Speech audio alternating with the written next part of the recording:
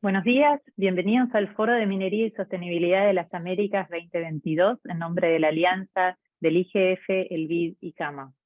Welcome to the 2022 Forum of Mining and Sustainability of the Americas. Bienvenidos al Foro de Minería y Desarrollo Sostenible de las Américas 2022. Algunos avisos administrativos antes de comenzar. Hay traducción inglés y español, por favor chequear el icono más abajo. Y también tendrán los iconos del que dice Q&A o preguntas y respuestas para dejar sus preguntas a los panelistas. Con esto le damos la bienvenida a Marcelino Madrigal, jefe de División de Energía del BID y jefe del Grupo de Electromovilidad del Grupo BID, y después a Greg Radford, director del IGF. Marcelino, Greg, muchas gracias. Muchísimas gracias y muy buenos días a todos que nos acompañan esta mañana en este foro de Minería y Desarrollo Sostenible de las Américas 2022. Para nosotros en el BID es un gusto realizar nuevamente este foro junto con nuestros colegas de IGF y CAMA. Saludo especial a todas las autoridades del sector minero de la región que nos acompañan. Como todos sabemos, el sector minero es uno de los pilares económicos más importantes de América Latina y el Caribe. Una región que tiene un rol central en los esfuerzos globales de descarbonización, a ser un suplidor clave de los materiales críticos para la transición, como son el cobre, litio, zinc, níquel, hierro, manganesio y otros, que serán fundamentales para las tecnologías de la transición en el sector energético, como los paneles solares, turbinas eólicas, baterías para vehículos eléctricos, sistemas de almacenamiento de energía, entre otros. La transición energética global y de la región representan un reto, pero sobre todo una gran oportunidad para la minería en la región. Una nueva era de extracción de los recursos que generen prosperidad económica, pero ahora que coadyuven además al combate al cambio climático y en especial a una transición energética baja en carbono y segura impulsada desde la región.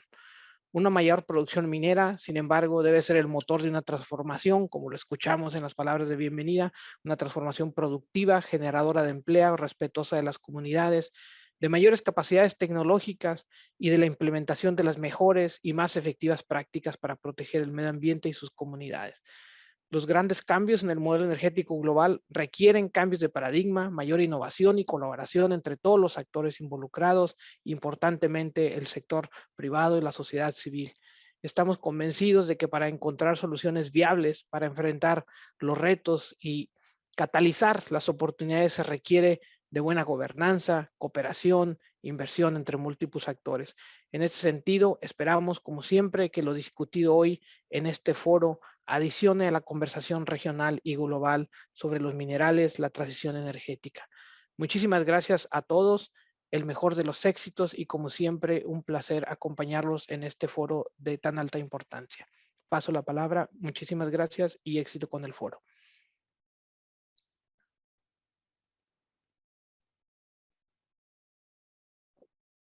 Thank you. Gracias y bienvenidos a todos al Foro de Minería y Desarrollo Sostenible de las Américas 2022. Verdaderamente es un placer ser parte de este cuarto foro. Es muy bueno poder trabajar con el Banco Interamericano de Desarrollo y con CAMA. En este foro se han abordado los temas más importantes de sostenibilidad y minería, pero también nosotros podemos encontrar puntos en común. En el año 2019 en Lima hablamos sobre cómo abordar la construcción social. En el año 2020 hablamos del impacto de las nuevas tecnologías en el sector minero. El año pasado, en el año 2021, que fue el primero virtual, hablamos de cómo nosotros mejorar las actividades para una minería sostenible. Y este año nos vamos a enfocar en las oportunidades que tiene la región respecto de los minerales críticos para poder hacer esta transición energética.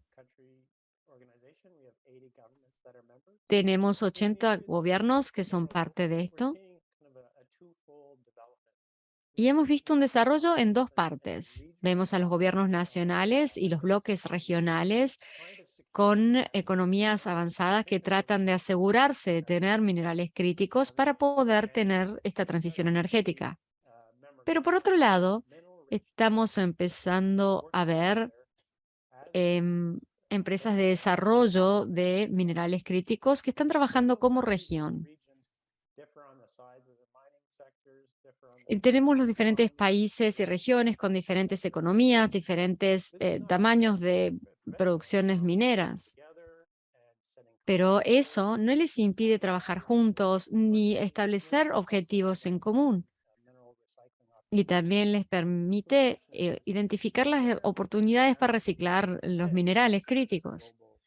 La pregunta del millón es, ¿dónde encaja todo esto en la pantalla, la imagen global?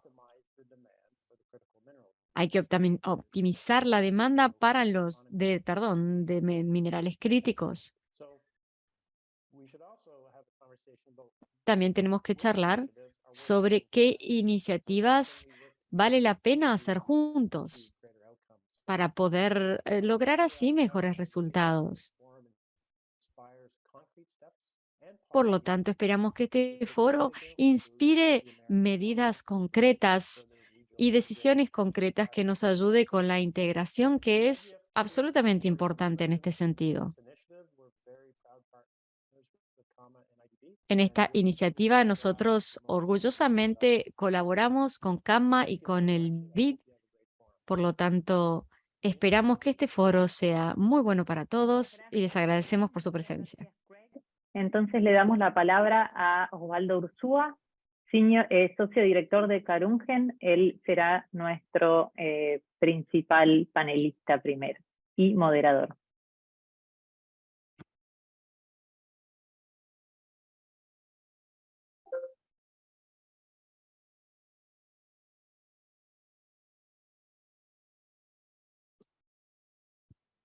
Muy buenos días, muchas gracias Marina, muy buenos días a algunos y muy buenas tardes a otros.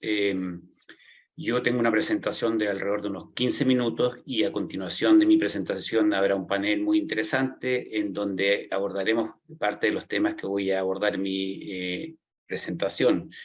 Las personas que quieran hacer preguntas, por favor usen el chat que está al costado de este foro virtual para ir registrando ahí las preguntas y que podremos hacer al final del foro. Lo que les quiero presentar en los próximos 15 minutos es básicamente los elementos centrales de la oportunidad que está enfrentando la región de América Latina para transformarse en una fuente relevante y confiable de minerales críticos y utilizar el desarrollo de la industria minera vinculada a esos minerales críticos para dar un salto de prosperidad, no solo desde el punto de vista de un mayor crecimiento económico, producto de la mayor actividad minera, sino que también de un mayor cuidado del medio ambiente y un desarrollo social en términos más amplios. Para comenzar, veamos primero cuáles son estos minerales críticos de los cuales hemos estado hablando. En general, a nivel internacional, no existe un consenso de cuál es la definición, pero sí existe en ciertos criterios para definir qué cosa se considera un mineral crítico.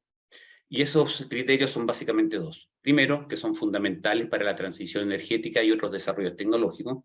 Por ejemplo, la transición energética requiere de electromovilidad y requiere de generación de fuentes alternativas o no tradicionales de energía, como aparece en la lámina, en la parte inferior de esta lámina. Para transitar hacia la electromovilidad se va a requerir de más cobre. Es fundamental. Si no hay más cobre, a modo de ejemplo, lo que aparece en la lámina sería, podríamos tener problemas para poder transitar hacia el desarrollo de electromovilidad. Lo mismo asociado a la generación de fuentes no tradicionales de energía. Se necesita mayor cobre. En ese sentido, cobre sería un elemento, un mineral crítico, porque es fundamental para la transición energética y para el desarrollo de esta tecnología. Y el segundo atributo es que hay un alto riesgo de insuficiencia o de interrupción en el suministro. Es decir, puede ser que el aumento de la demanda del mineral que estamos hablando, por ejemplo el cobre, no vaya acompañado de un aumento de oferta o que la oferta tenga alguna interrupción por riesgos económicos, políticos o sociales. El conjunto de minerales que aparecen en la lista en la parte inferior de la lámina, cobre, litio, níquel, magnesio, cobalto, grafito, cromo, molibdeno, zinc, tierras raras, entre otros, constituyen estos minerales críticos que tienen estas dos características fundamentales para la transición energética y un eventual riesgo de insuficiencia o interrupción en el suministro, lo que podría poner en jaque la transición completa a una economía más sustentable. Dadas estas características, es que las economías avanzadas o las economías que son consumidoras de estos minerales están desarrollando importantes esfuerzos para poder robustecer o tener un acceso más seguro a estos minerales críticos. Aquí traemos dos ejemplos de la Unión Europea, el Critical Raw Material Act, que precisamente busca eso, un acceso más seguro a estas materias primas, para que viabilice la transición energética que están impulsando en ese bloque económico. Y lo mismo por el lado del Mineral Security Partnership, liderado por Estados Unidos, que busca lo mismo, tener un mejor acceso, más seguro, más estable, a un volumen significativo y estable de estos minerales críticos, y al mismo tiempo reconoce que la explotación de estos minerales críticos en las economías proveedoras de estos minerales críticos tiene que ser un proceso de generación de prosperidad, de desarrollo económico, más allá de solamente una prosperidad vinculada al sector minero. Entonces se reconoce que la forma de explotar, la forma de proveer estos minerales críticos tiene que transformarse en una palanca, en un motor de desarrollo de las economías mineras que las estén proveyendo, en particular las economías de América Latina y el Caribe. Es así como se generan las siguientes condiciones. Las principales economías mundiales están demandando grandes cantidades de minerales críticos para la transición energética. América Latina, dado lo anterior, enfrenta una oportunidad única y transitoria de sacar ventaja, dado que tiene una rica dotación de recursos naturales. Para poder aprovechar esa ventaja, América Latina debe atraer inversiones de alta calidad que, por un lado, aumenten la producción minera, pero al mismo tiempo sea una minería sustentable, que tanto cuide el medio ambiente como apoye los procesos de desarrollo productivo, tecnológico e industrialización de las economías de la región. Y para poder apoyar esta agenda, esta oportunidad, abordarlo a través de una agenda regional, se presenta como una importante oportunidad para dar una mayor prosperidad a los países de la región, una mayor sustentabilidad a los países de la región, transformación productiva para que el proceso productivo vaya incorporando mayor conocimiento y mayores capacidades industriales, y también una mayor equidad. Estas son las condiciones que hoy día están sobre la mesa para generar una alianza de beneficio mutuo entre los países productores de América Latina y el Caribe y las economías más avanzadas, en donde a su vez están demandando estos minerales críticos. Esta alianza integra o concilian los intereses de ambas regiones. Por el lado de América Latina y el Caribe, se dispone de una rica dotación de minerales críticos y si se fortalecen las capacidades para establecer acuerdos amplios, tanto políticos como sociales, para poder extraer de manera sostenible estos minerales críticos, tendríamos una posibilidad de desarrollo en torno al desarrollo de la industria minera en la región.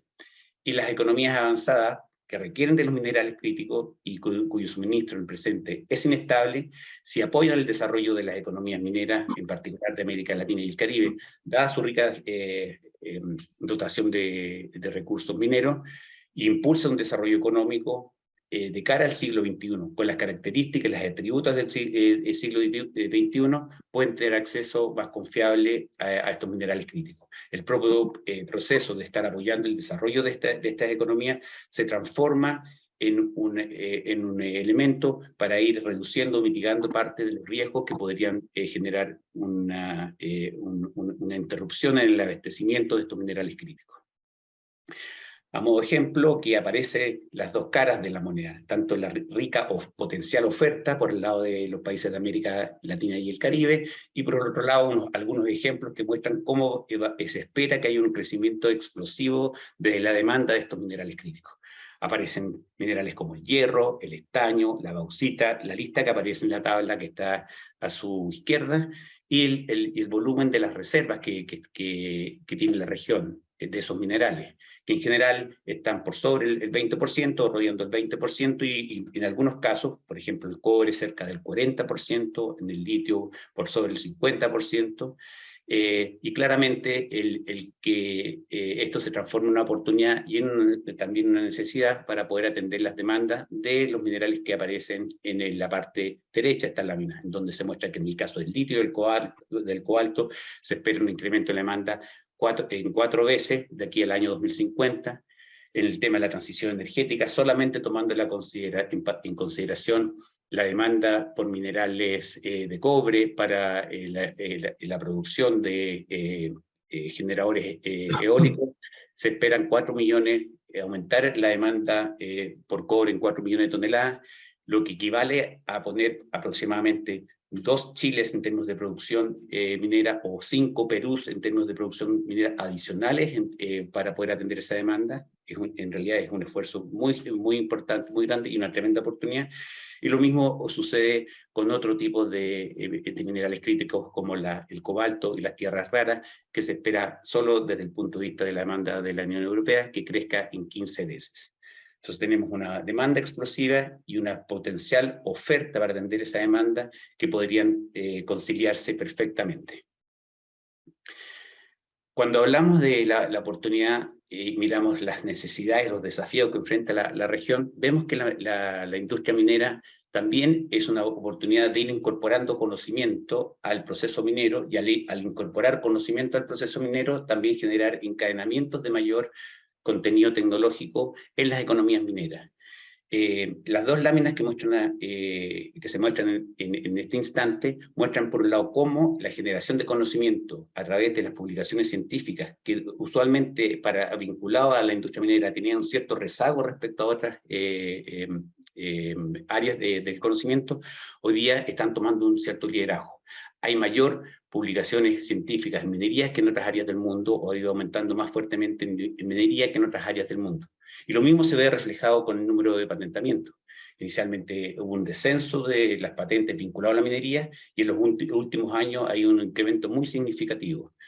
Si bien el grueso de estas publicaciones y estas patentes provienen del mundo desarrollado, nuevamente esto muestra la potencial alianza que se puede generar entre el vínculo entre los proveedores de minerales y los proveedores de conocimiento, cómo pueden integrarse y conciliarse para poder, por un lado, garantizar un suministro estable de minerales críticos y por otro lado del mundo más avanzado también hacer un flujo de conocimiento, de transferencia tecnológica para impulsar los procesos de industrialización que están inconclusos en la gran mayoría de los países de la región.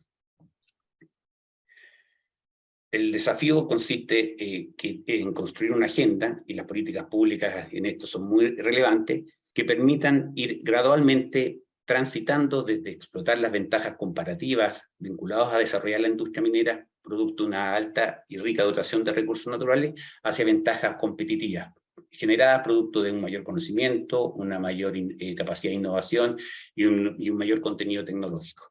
Gradualmente el desarrollo minero requiere de mayor conocimiento y las economías mineras pueden ir migrando desde las ventajas comparativas hasta las ventajas competitivas.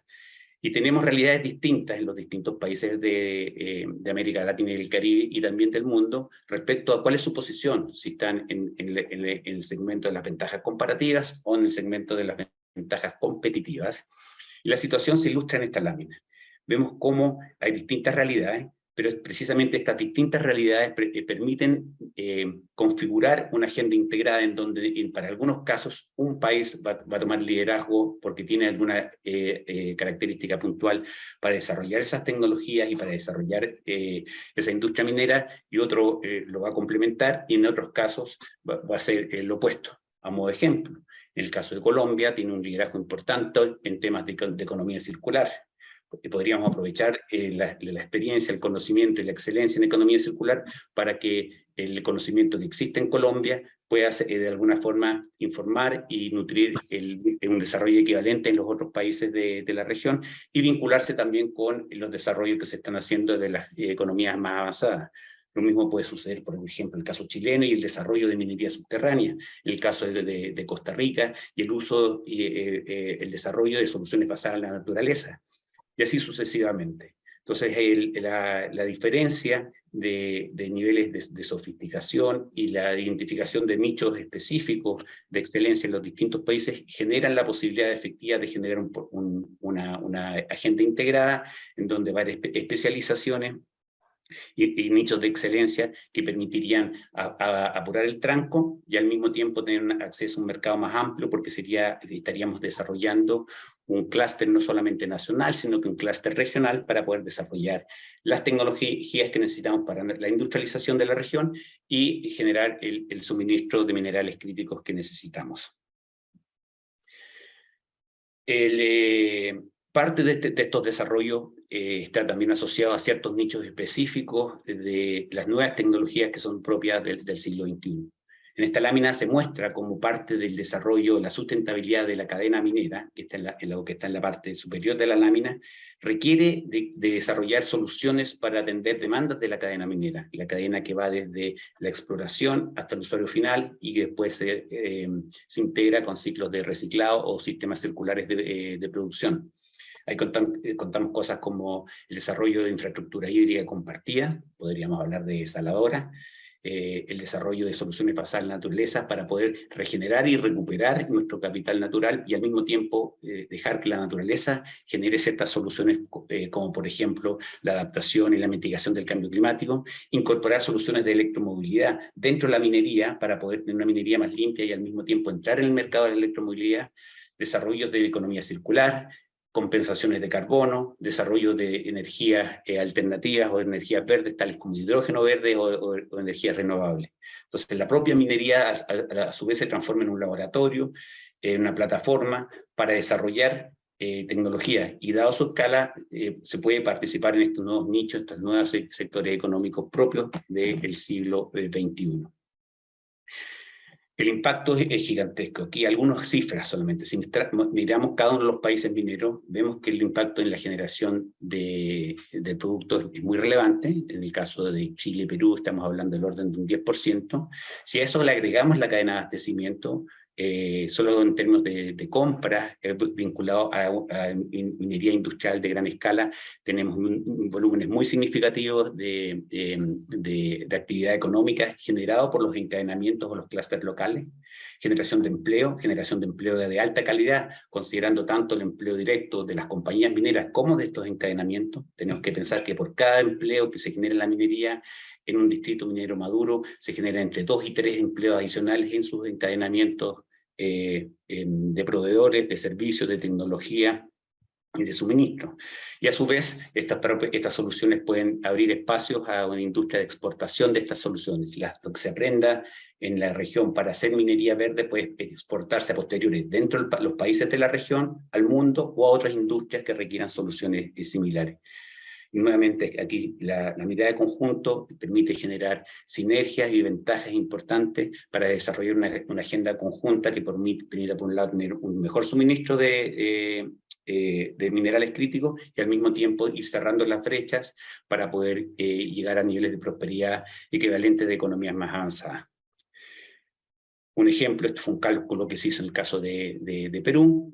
¿Qué pasa si Perú despliega el pleno potencial minero en términos de la tasa de crecimiento que estaría enfrentando? La línea azul corresponde a la velocidad a la cual convergería la economía peruana si no se hacen nuevos proyectos de inversión minera, con lo cual tendríamos una convergencia a lo que se considera un país desarrollado por ahí por el año 2050. Si se incorporan los proyectos mineros, la convergencia se daría por ahí por el 2040, y si se incorpora no solamente la minería, sino que también los encadenamientos de distinta naturaleza, algunos más sofisticados, otros menos sofisticados, estaríamos con una convergencia a niveles de ingresos correspondiente a un país avanzado en la década del 30. ¿Cuáles son los elementos centrales de una agenda regional? Primero, deberíamos considerar fuertemente impulsar las capacidades institucionales y regulatorias que se necesita para efectivamente poder atraer inversiones y poder hacer las evaluaciones para contar con inversiones sustentables. Segundo, atraer estas inversiones que son fundamentales para poder transformar a Latinoamérica en líder de producción de estos minerales críticos en forma sustentable, y al mismo tiempo acompañar estos procesos de mecanismos que le den legitimidad o que fortalezcan la licencia social para operar. Son elementos centrales de una agenda regional impulsada o coordinado por una acción entre los distintos gobiernos de la región. En términos algo más específicos, podemos ver que componentes o ámbitos de acción de esta agenda se sugieren lo siguiente. Primero, partir por identificar cuál es el potencial minero de la región, cuál es el conjunto de minerales y qué volumen se podrían explotar de manera sustentable, y hacer esfuerzos adicionales no solamente de sistematización de la información, sino que de exploración, para tener un buen inventario, un buen catastro de cuál es el potencial que tiene la región en los distintos minerales críticos, caracterizar cuáles son las brechas que hoy día impiden poder transformar ese capital geológico en capital social, ese capital minero en desarrollo productivo, en empleos, en protección del medio ambiente, y hacer una línea base respecto a dónde están las principales brechas y cuáles son las acciones que son prioritarias de impulsar para poder acelerar el tránsito o la producción de minerales críticos de manera sostenible. Tercero, identificar esfuerzos regionales que sean de alto impacto, que van, a modo de ejemplo, desde un sistema estadístico de información que permita tomar decisiones más integradas, más informadas, y permita hacer comparaciones a partir de la cual se puedan sacar aprendizajes para los países de la región. Un portafolio de inversiones de alto impacto, empezar a desarrollar un portafolio de alto impacto, un sistema de seguimiento, incluso poder conocer cuáles son los conflictos socioambientales y poder ver mecanismos conjuntos de solución de estos conflictos socioambientales, y el fortalecimiento de las capacidades de desarrollo regulatorio institucional. Y finalmente eso que se traduzca en una hoja de ruta de cómo poder aprovechar el potencial y la oportunidad transitoria que le presentan los minerales críticos a la región, y que esta agenda o esta hoja de ruta se vaya revisando anualmente en cada uno de estos eventos, desde las reuniones CAMA que se realizan cada año en distintos países de la región. Como conclusión, estamos enfrentando una oportunidad única. La oportunidad es transitoria, no es la única opción que tiene el mundo hoy día. Hay otras regiones que están trabajando en lo mismo, por lo cual hay que moverse con cierta velocidad. Los gobiernos deben actuar con un sentido de urgencia a través de esta propuesta regional que permita capitalizar la oportunidad que los minerales críticos nos están mostrando, producto de la transición energética, del cambio del paradigma productivo, y también producto de contar con una rica dotación de recursos naturales y capacidades que nos permiten administrar de mejor forma los riesgos para darle una mayor estabilidad a ese suministro. Hasta aquí queda mi presentación. Vamos a entrar ahora a un panel en donde vamos a discutir los principales elementos de lo que acabo de presentar, para poder resaltar qué elementos deberían estar presentes en una eventual agenda regional. Tenemos a 4 representantes de 4 países que traen 4 miradas distintas, de Estados Unidos, de Argentina, de Brasil y de Chile.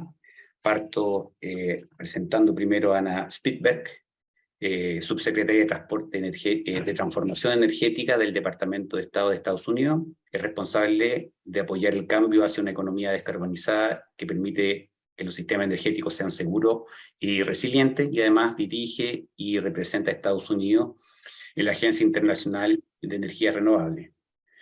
Bienvenida, Ana. Anabel Marín, de IDS. Anabel es investigadora senior de políticas de ciencia, tecnología e innovación. Conoce muy bien los distintos países de Latinoamérica, tiene experiencia en todos ellos. He estado vinculado a procesos de industrialización, desarrollo tecnológico en torno a los recursos naturales, tanto en el sector agrícola como en el sector minero, y además hoy día está estudiando la relación entre el conflicto social, desarrollo tecnológico y cómo generar amplios acuerdos que le den viabilidad al desarrollo de esta industria. Rinaldo Mancín, director de la Asociación de Empresas Mineras de Brasil. Rinaldo tiene más de 25 años de experiencia en proyectos de medio ambiente, desarrollo sostenible, planificación regional y urbana, biotecnología y minería, incluyendo iniciativas innovadoras en temas de minería sustentable en distintos países.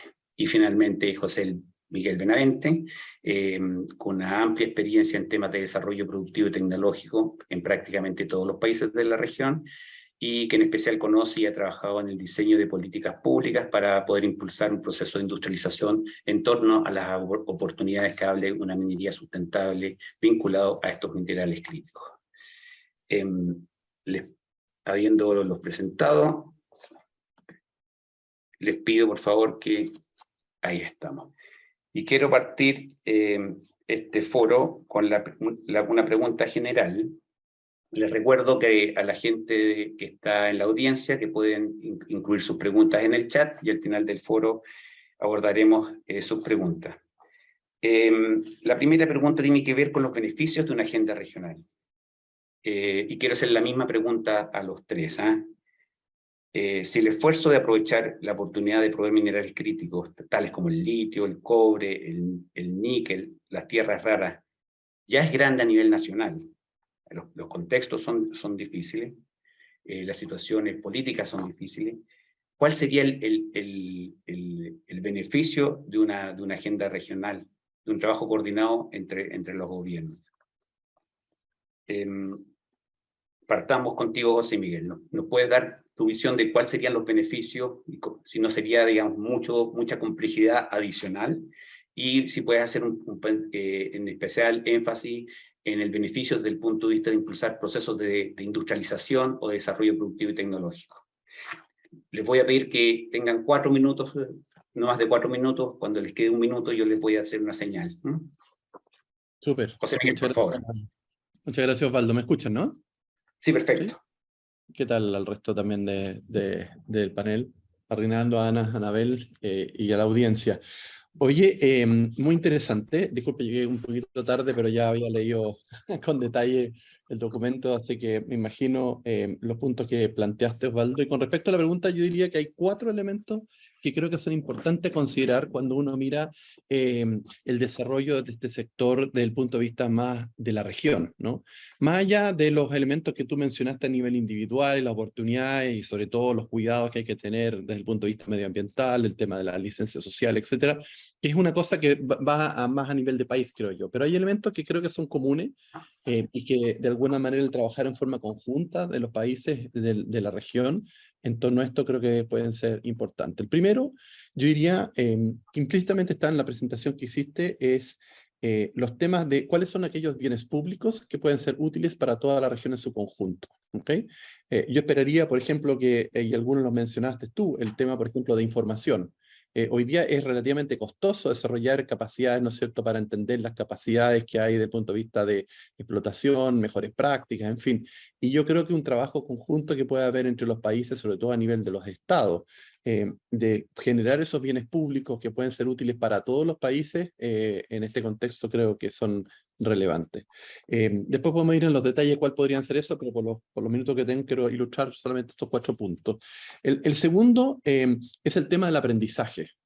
Yo creo que obviamente hay heterogeneidades con respecto a la experiencia que han tenido los países de la región en el desarrollo de este sector, con aprendizajes muy importantes por ejemplo, la industria del cobre en Chile tiene más de 100 años, como tú bien sabes, y en otras que son más tempranas. El litio también tiene una larga data, por lo menos los primeros yacimientos fueron explotados en forma antes del año 78, 77 en Chile, y hay países que están entrando, por ejemplo, el caso del litio, Argentina y Bolivia un poco más tarde, ¿no? Perú en el caso del cobre, por ejemplo, y otros que son incluso más tarde, y yo creo que una idea de aprendizaje colectivo con respecto a los aciertos y los errores desde el punto de vista de la política pública, desde el punto de vista de los temas regulatorios, desde el punto de vista, ¿no es cierto?, del quehacer. Creo que eso es también importante para el colectivo de los países de la región. Y creo que genera un espacio para intercambiar esas experiencias. Creo que es clave, sobre todo en un contexto mucho más importante y relevante como el que me imagino tú describiste con detalle en la presentación. Un tercer elemento que viene más bien por el lado más privado, diría yo, es el tema de las economías de escala que esto representa. Nosotros como país, Chile en particular, lo hemos conversado con muchos de los aquí presentes, parte de lo que nosotros queremos empujar, sobre todo asociado a cierto el desarrollo energético y otro, es cómo uno genera encadenamientos productivos, ¿no es cierto?, vinculados a sectores como la minería, que generen valor local desde el punto de vista del empleo, el conocimiento, ¿no es cierto? Pero todos sabemos que en algunos casos la escala para el desarrollo de estos proveedores, por ejemplo, no da con lo nacional. El desarrollo de conocimiento específico, ¿no es cierto?, cuando se involucran los países o algunas de estas empresas, tanto públicas como privadas, en el desarrollo de investigación y desarrollo, obviamente tienen que diversificar el costo total en precio unitario, ¿no es cierto?, en esto, y no es tan fácil, obviamente, que sea solamente en un solo país. Y por lo tanto, el hecho de contar con una región más aglutinada, que tenga prácticas, que tenga conocimiento y esta experiencia, creo que la economía de escala asociada al desarrollo de estos sectores también puede ser una oportunidad recíproca para todos los que desarrollan distintos países, ¿no? Y finalmente, el último es lo que se llama economías de ámbito. Es que en la misma dirección, el hecho de alguna manera que tú tengas la posibilidad que tengas... Chile no tiene algunos de muchos de los minerales que se han puesto, que tú has presentado, que otros países sí tienen, pero que ciertas tecnologías que se pueden desarrollar para el cobre pueden aplicar, por ejemplo, para temas de hierro que se hacen en otros países u otros tipos de producciones. Y por lo tanto, esa economía de ámbito que te puede dar el trabajar en forma conjunta en los países, también puede ser una oportunidad enorme para buscar, ¿no es cierto?, estas complementariedades cuando uno ve en términos globales. En resumen, entonces, yo diría temas de bienes públicos, temas de aprendizaje, temas de economías de escala y economías de ámbito, que son 4 elementos que yo creo son clave, ¿no es cierto?, que podrían justificar, ¿no es cierto?, y empujar una agenda más colectiva de la región vinculada al sector minero. Con eso paro, porque ya me pasé los 4 minutos. Sí, muchas gracias, José Miguel. Anabel, la misma pregunta, los beneficios de una agenda regional y con algún foco asociado a cómo abordar la conflictividad social y cómo una agenda regional puede ayudar a eso. 4 minutos, Anabel. Estás en silencio.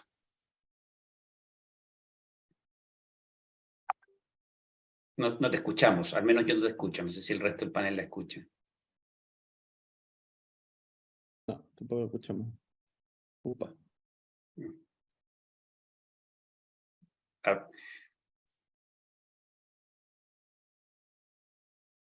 ¿Estás usando algún micrófono?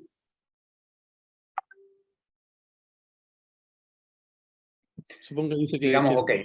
Reinaldo, sigo contigo mientras Anabel vemos cómo resolvemos el tema técnico. La misma pregunta. ¿Cuáles son los beneficios de una agenda regional desde los zapatos de la industria, de las compañías mineras? Muy buenos días, Osvaldo, amigos de painel. Yo hablo un portuñol acá, soy de Brasil, hablamos portugués y espero que consigan comprender mi portuñol. Osvaldo, trago más puntos de desafíos, sí, mucho más una visión de desafíos. Primero, hay que tener en cuenta que los 2 accidentes que tuvimos acá en Brasil con tranques de relhaves fueron muy desastrosos y tuvieron un impacto no solamente acá en Brasil, pero en todo el mundo, especialmente desde el punto de vista reputacional. La reputación del sector minero acá no es buena, nunca fue buena, y después de los 2 accidentes, las cosas se quedaron cada vez más complejas, ¿no? Hay impactos regulatorios, hay impactos reputacionales. Si pensamos en hacer algo en minería local o regionalmente, hay que tener este punto de la reputación. Consecuentemente, hay que tener un olhar para los territorios mineros, ¿no? La minería acontece en la punta de los territorios, y cada uno de los territorios acá hay tranques de relhaves, la situación no es tan segura, no fue tan segura, hoy cada día más segura, hay muchos de aperfeiçoamentos en campo regulatorio, campo técnico, sí, pero es un punto muy complejo, ¿no? Especialmente em Brasil. Brasil é um país gigante, um território gigantesco, como Estados Unidos, sim, temos bajo conhecimento geológico acá. Se considera uma escala de 1 para 100.000, solamente 26% do subsolo é conhecido. Se considera uma escala de 1 para 50.000, solamente 4% do território é conhecido. Como falar em potencialidade da mineria se não conhecemos o subsolo? Um ponto crítico para nós acá em Brasil é cada vez mais ter mais conhecimento geológico. E aí que também considera um ponto muito crítico, Osvaldo, que é a financiação. Não é fácil obter capital para projetos de mineria, são projetos de largo prazo, com resultados de largo prazo, que demandam inversões constantes. 10 anos é o prazo médio que temos acá. Então, atrair capital de risco, capital que conhece a como financiar a mineria é crítico e é um desafio, creio, para todos os países da América Latina. Há ponto muito importante, há que agregar, añadir valor à produção mineira. Somos conhecidos por exportadores de commodities. Solamente commodities a sociedade não mais permite. Há que ter agregação de valor, há que ter cadenas produtivas añadidas em processo, há que ter uma visão muito mais complexa. A ideia de clusters que tu has apresentado, muito interessante, creio que é um caminho muito interessante, mas especialmente acá em Brasil, quando adiciona valor, há que pagar mais impostos. Há uma contradição. Uma coisa é exportar commodities, uma outra coisa é agregar valor, añadir valor. Então, se queda menos lucrativo, por mais incrível que se possa parecer, mas é verdade.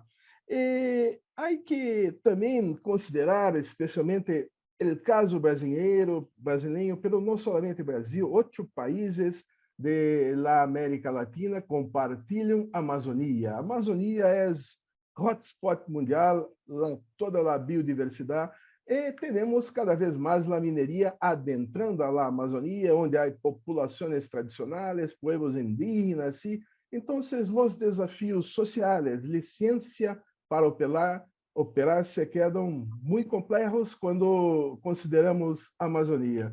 Osvaldo, solamente uma pimenta para começar a discussão, ¿sí? Gracias, Anabel. Sigues, te sugiero que te desconectes y te vuelvas a conectar, y mientras tanto seguimos con Ana. Okay.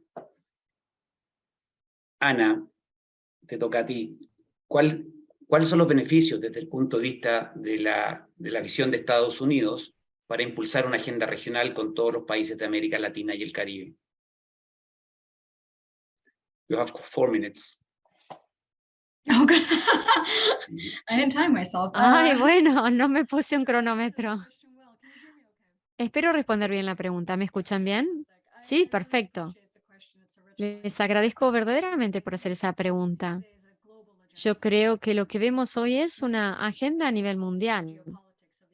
Mi equipo, por supuesto, trabaja en la geopolítica y en la cadena de suministro, y nosotros tratamos de ver lo que está más alto en la lista.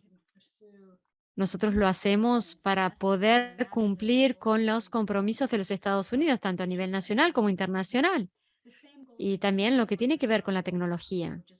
Y nosotros tenemos los mismos problemas que tiene todo el resto del mundo, porque es bueno, porque nosotros podemos trabajar juntos para lograr estos objetivos, pero juntos podemos trabajar también en generar transparencia, resiliencia. Y nuestra acción se relaciona con estos objetivos de desarrollo sostenibles. Eso verdaderamente permite catalizar los procesos estratégicos de desarrollo minero. Y no me alcanzan las palabras para decirles lo feliz que me hace escuchar que ustedes hablan de cómo lograr un punto de vista que beneficie a las comunidades. Me alegra ver que los otros también sienten esto y lo reflejan, especialmente porque nosotros vimos que hay mucho potencial para Latinoamérica y el Caribe para producir estos recursos. Y como vimos en las presentaciones, son ricos en níquel, cromio, cobre, litio, hay tantos. Y en Latinoamérica tienen más del 60% de todos los recursos identificados del mundo. Y por eso nosotros definitivamente queremos trabajar con los países de la región de Latinoamérica y el Caribe. Y nosotros estábamos trabajando cuando se estaba realizando la Asamblea General de la Unión de las Naciones Unidas. Nosotros trabajamos con países como Argentina y Brasil y nosotros hemos tratado de comunicarnos con todos los países y trabajar con todos los países de la región. Además de catalizar la financiación para poder llevar a cabo estos proyectos y encontrar financiación que esté comprometida en esto, nosotros también pensamos que es importante trabajar con los países para poder desarrollar las infraestructuras. Estaba viendo las preguntas que había en el chat y preguntas sobre cómo nosotros podemos mezclar la protección del medio ambiente con la producción, o cómo poder trabajar con más transparencia y trabajar en las regiones que necesitan más transparencia. Nosotros en el Departamento de Estado hemos estado trabajando en esto, tratando de trabajar con los países para ayudarlos con los regímenes fiscales, con el desarrollo tecnológico, con el desarrollo legislativo, porque no se puede evitar nada de eso. Y en el trabajo que nosotros hicimos con países de Latinoamérica y el Caribe, como Argentina, Ecuador, Panamá, nosotros hemos trabajado de manera activa, también hemos trabajado con otros países y estamos ansiosos de poder añadirle valor a los recursos. Yo escuchaba a todos los panelistas y yo veía los comentarios que están haciendo y me doy cuenta que esto es una cuestión clave. Tenemos que lograr algo en el sector de lo que todos puedan beneficiarse. Tenemos que tener una agenda en la región y después podemos tener diferentes líneas de acción, diferentes iniciativas que nos permitan avanzar en este sentido. Hola, ¿me escuchan? Ahora sí, y te pido, para tomar un poco de tiempo, que abordes dos preguntas. La ventaja de una agenda regional vinculada especialmente a los temas de conflicto y cómo abordar los temas de conflicto, y las acciones inmediatas. Más o menos hay un cierto consenso que hay una gran oportunidad. Pero eso hay que transformarlo en acciones concretas. ¿Cuáles serían las acciones concretas de esta agenda regional en el corto plazo y a nivel más estratégico? A ver, empiezo por el primero. Bueno, muchas gracias, perdón por el inconveniente. Primero, antes de abordar precisamente el tema en relación a la conflictividad, quería agregar, escuché mejor la presentación de José Miguel, después me distraje, perdón, un poco por el tema del sonido, pero agregaría a lo que dijo José Miguel, en términos de las ventajas de un enfoque regional, también hay una cuestión de economía política, más allá de las economías de escala, de aprendizaje, etcétera, que es que muchos de los aprendizajes que podamos ganar, de las posibilidades de desarrollo de proveedores, etcétera, dependen también de negociaciones con empresas que son globales y que tienen movilidad y que se pueden mover en distintos ambientes. Con lo cual es tener una mirada regional en términos de negociar cierto tipo de localización de actividades, de posicionarse como región en relación a ciertas tecnologías, etcétera, requiere o va a beneficiarse absolutamente de un abordaje regional. Entonces, me parece que eso también lo deberíamos tener en cuenta. En lo que tiene que ver con la conflictividad, yo ahí voy a tratar de ser bien específica, es un tema re complejo, súper complejo, pero la primera ventaja tiene que ver con que la conflictividad, que antes era un fenómeno local o era un fenómeno más local, se está convirtiendo en algo más, pasa de ser local a algo nacional, a algo regional, global. Con lo cual, los abordajes puramente locales dejan de ser efectivos porque los distintos conflictos están asociados, están conectados, terminan teniendo impactos, no solo a nivel nacional, sino también a nivel regional y global. Entonces, el abordaje debería ser también regional. Eso es como algo muy pragmático. Además, hay que tener en cuenta que la conflictividad es un fenómeno que ha venido aumentando, se ha venido escalando y se ha venido haciendo cada vez más visible, porque se está dando en un contexto de una crisis climática global y de una crisis en los modelos de desarrollo, las visiones sobre lo que es desarrollo. Entonces, su abordaje se vuelve, de nuevo, tiene que ver con una cuestión estratégica, no puede ser un fenómeno puntual, localizado, llevado adelante sino que tiene que estar dada dentro del marco de una estrategia de abordaje de la problemática y conectada a otros problemas, y conectada interregionalmente. Eso tiene que ver con la necesidad.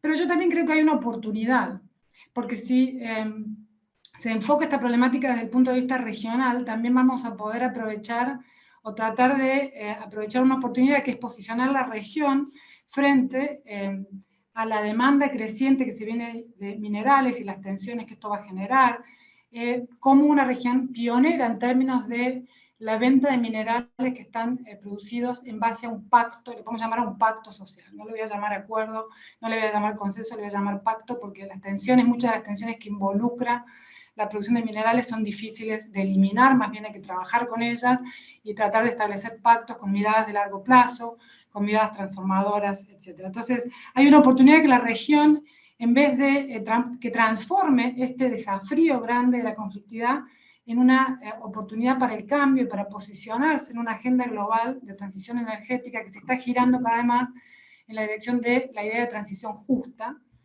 Y una transición justa no puede ser justa si no está negociada, si no está validada, si no está legitimada con la sociedad, con las poblaciones, acordada, pactada.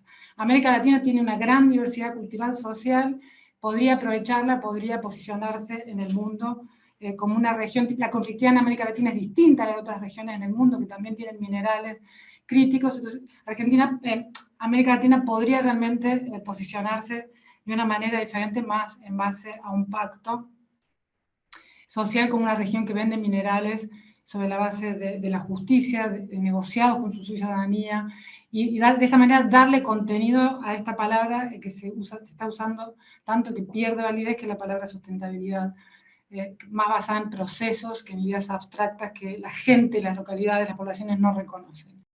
Gracias, Anabel. Bien, la segunda pregunta, no sé si querés que la aborde ya o... Sigamos con el panel. Quiero pasar con Rinaldo, pensando ahora nuevamente en acciones concretas, acciones de corto plazo y acciones de un horizonte más estratégico, con un foco en el punto que tú hacías respecto al desarrollo productivo, al valor agregado. Y vemos que la industria minera podría ser una plataforma para desarrollar las nuevas tecnologías de electromovilidad, de sistemas circulares de producción, o también podría ser una tomadora de tecnología. Espera que las tecnologías se desarrollen en el mundo avanzado y después le importa. Pero queremos efectivamente, para abordar parte de los desafíos, que la industria minera sea una plataforma que permita este desarrollo local.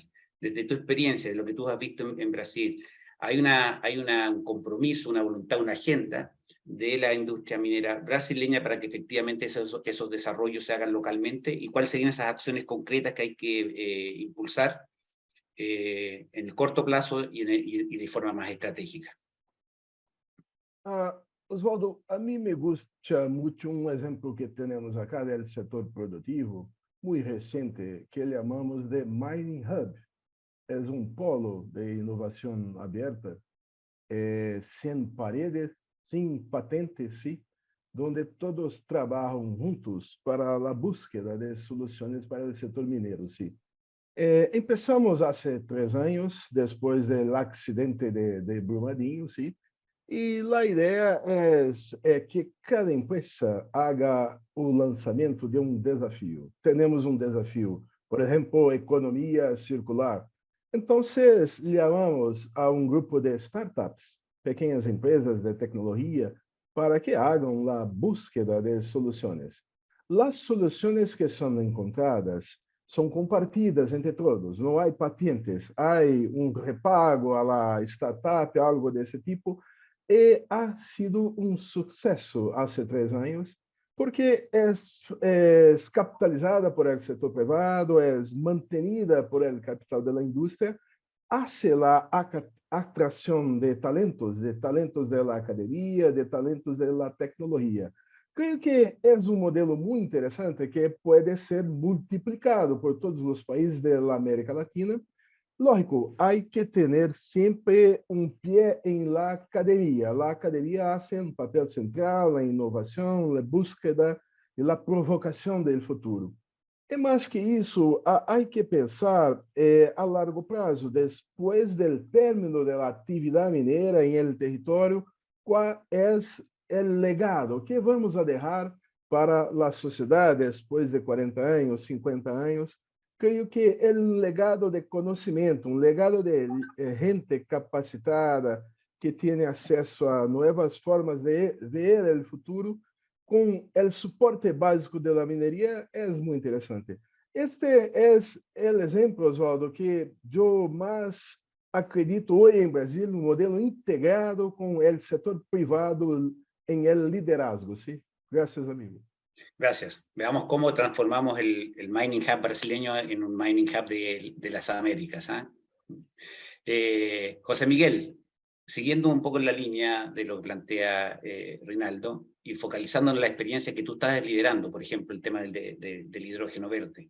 ¿Cómo tú ves efectivamente en el ámbito de la industrialización, del desarrollo productivo, ver a la industria minera como una plataforma para que efectivamente Latinoamérica y el Caribe participen en el desarrollo de la economía del hidrógeno verde, no solamente que tenga hidrógeno verde para sus operaciones mineras, y que eso derrame al resto de la economía?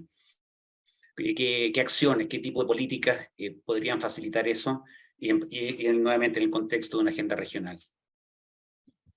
Súper, mira, tú lo ilustraste un poco. En realidad estamos empujando una política de promoción del hidrógeno verde en Chile, no porque queramos postular como un sector o una tecnología, sino principalmente nosotros entendemos el hidrógeno verde como un mecanismo funcional a descarbonizar el país. Y para descarbonizar el país, obviamente tú necesitas no solamente hidrógeno verde, necesitas también el tema, por ejemplo, la mayor captura de CO2 a través de la madera y otros temas de eficiencia energética, etc. Ahora, en el contexto particular del hidrógeno verde, y aquí es donde entra la minería, nosotros pensamos que para desarrollar esa estrategia de hidrógeno verde necesitas tres pilares. Uno que tiene que ver con la oferta, que puede ser con inversión extranjera, más locales, etcétera, de ese hidrógeno verde. Pero un segundo pilar que es tremendamente importante es la demanda local. Nosotros estamos empujando de alguna manera para que los sectores tradicionales chilenos se transformen al uso de este tipo de energías verdes. ¿Okay? Y obviamente el minero es uno muy importante, junto con la agroindustria, junto con el transporte, junto con otros que son clave. Porque sabemos que hoy día, en el futuro, al cobre y otros productos que producimos, ¿no es cierto?, nos van a empezar a hacer el rastro y la huella, ¿no es cierto?, de carbono y el del agua, etcétera. Y por lo tanto ya no vamos a hablar de commodity, sino que va a haber de alguna manera un tema de certificación que va a ser importante. Entonces, lo que hace el sector minero de facto es generar una demanda clara, pertinente y fuerte para desarrollar un conjunto de oferta que puede ser internacional, pero nosotros estamos empujando una oferta ojalá local para apoyar a esa transformación del hidrógeno verde, por ejemplo, o energéticos verdes de la industria minera. Y eso genera encadenamiento, como tú bien decías. Para eso, de alguna manera, yendo a tu segunda parte de la pregunta, entonces la primera es la demanda que surge, o sea, el sector minero como demandante de esto y los potenciales encadenamientos que pueden generar y la implicancia que tienen, por ejemplo, formación de capital humano, en tema de desarrollo tecnológico, porque obviamente son muy ad hoc a los contextos, ¿no es cierto? Todos sabemos un poco la minería en Chile y en otros países que es muy ad hoc, por lo tanto puede generar un impacto muy importante. Con respecto a tu segunda pregunta, desde el punto de vista práctico de políticas públicas, yo enumeraría dos de la experiencia de Chile. Una es lo que se llama técnicamente compras públicas innovadoras. Ese es un tipo de instrumento que en general en Latinoamérica no existe. Uno de los países más desarrollados que lo lleva adelante es España. El Banco Interamericano de Desarrollo ha estado muy involucrado en el desarrollo de esta herramienta, porque muchas de las empresas públicas, particularmente el sector de la minería, y estoy pensando en Codelco, por el caso chileno, pero Brasil hay varias, ¿no es cierto?, y en otros países latinoamericanos también, para que decir Colombia y México.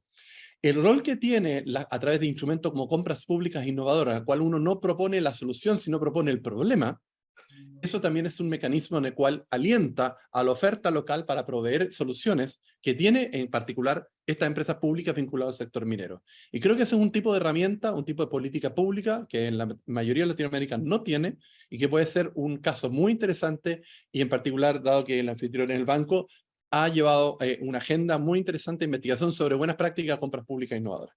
Y la segunda política pública, que es tremendamente importante, y con esto termino, que el caso de hidrógeno nos ha ilustrado con mucha relevancia, es la coordinación público-pública.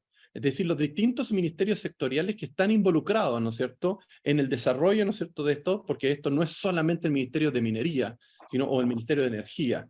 Y desarrollar esas coordinaciones pública-pública es extremadamente difícil en la forma con que está organizada la administración pública en nuestros países. Nosotros como Corfo tenemos la particularidad que podemos crear instancias de coordinación pública-pública, en la léxico chileno se llaman comités Corfo, que sientan a la mesa los distintos ministerios sectoriales para sacar una agenda común, ¿no es cierto? Y eso es tremendamente importante. Yo diría que esa otra es un espacio que entiendo en otros países se podría hacer, que puede ser un aprendizaje en el cual desarrollar no solamente la coordinación público-privada, que generalmente se ha atendido de distintas maneras, sino particularmente la coordinación pública-pública. Hay formas ejecutivas de hacerlo, a través, por ejemplo, mesas ejecutivas vinculadas con el tema. Perú es un caso muy interesante de aplicación de mesas ejecutivas. Argentina también lo ha hecho, Chile lo está haciendo en este momento, donde se puede generar un espacio de coordinación, ¿no es cierto?, donde el sector privado puede traer algunas brechas o problemas, y en el cual el problema de coordinación entre el sector público, temas regulatorios, de infraestructura, de transporte, junto con el sector minero, obviamente, que se ve de alguna manera afectado. Y creo que ese es otro caso bien interesante en los cuales, obviamente, en Latinoamérica puede aprender de alguna experiencia que los propios países han tenido. Gracias, José Miguel.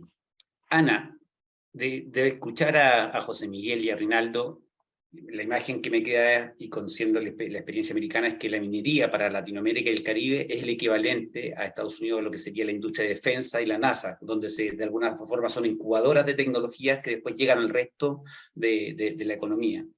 Entonces, vemos que nuestra necesidad de mayor conocimiento, de mayor innovación, podrían ser incubadas en la minería, porque la minería genera una plataforma para el hidrógeno, genera una plataforma para la electromovilidad, genera una plataforma para las soluciones basadas en la naturaleza, y operaría efectivamente como nuestra NASA o nuestro sector de defensa.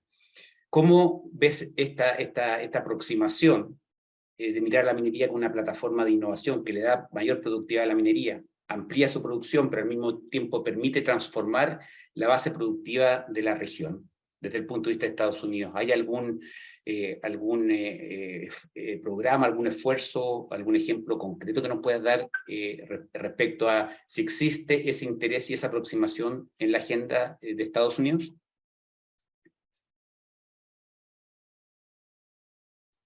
Yeah, absolutely. So Definitivamente, sí. La investigación que se hace en los diferentes lugares es importantísima. Lo hacen en las universidades, en algunas agencias, incluida la Agencia de Defensa de los Estados Unidos. Todos ellos tienen un componente de innovación. Y como dijeron todos, lo mejor que podemos hacer es intercambiar las mejores prácticas y los conocimientos para poder crear estos mercados atractivos. También mencioné algunas iniciativas de gobernanza.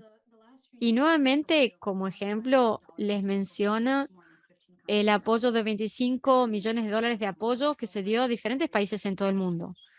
Esto no solamente sirve para los temas técnicos y de innovación, sino que también es importante ver cuáles son las cosas nuevas que están surgiendo en las prácticas, en la innovación, que nosotros podamos aprovechar. Por ejemplo, nosotros tenemos una academia. La academia trae a los funcionarios públicos de los diferentes países para aprender sobre las mejores prácticas.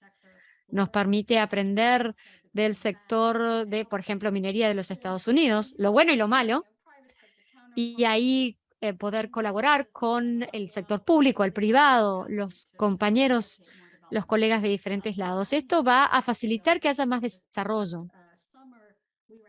El verano pasado nosotros les dimos la bienvenida a Colombia y Argentina.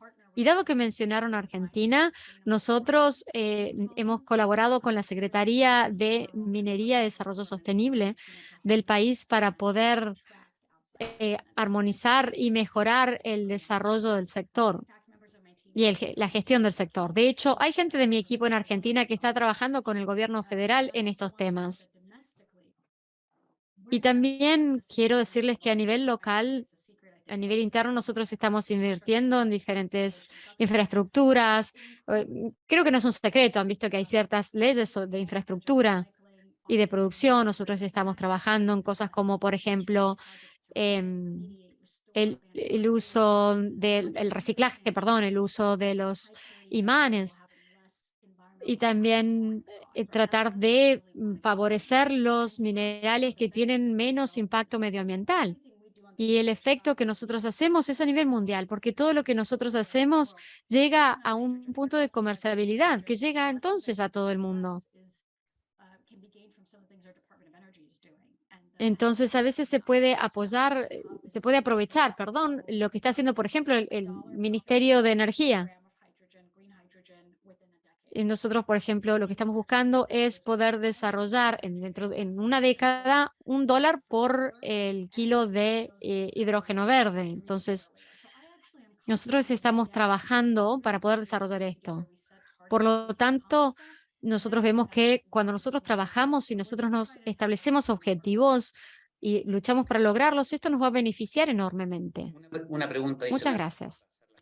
de la audiencia, y por favor les pido que sean 2 minutos. Y quiero partir contigo, Anabel, y tiene que ver con los temas de gobernanza y continuidad. Sabemos que en la región tenemos problemas para darles continuidad a esfuerzos que requieren largos periodos de madurez y que tienen que ir más allá de una administración o de un gobierno, y en general la experiencia no es muy feliz en ese respecto.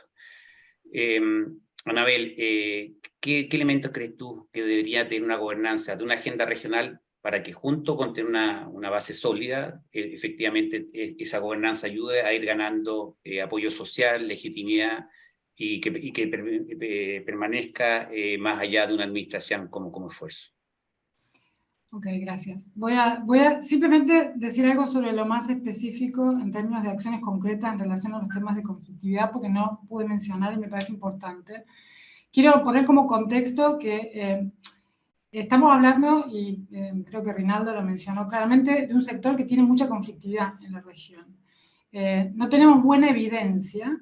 El tema de la conflictividad en América Latina se ha venido estudiando más que todo como desde la denuncia, como para mostrar los temas de justicia ambiental, los temas ambientales, etcétera, pero no tenemos buena evidencia si queremos abordarla y promover cambios y entender bien de qué es lo que está en conflicto, qué tipo de cosas están en disputa, qué actores están involucrados, qué estrategias se están utilizando, qué estrategias se puede utilizar. No tenemos evidencia.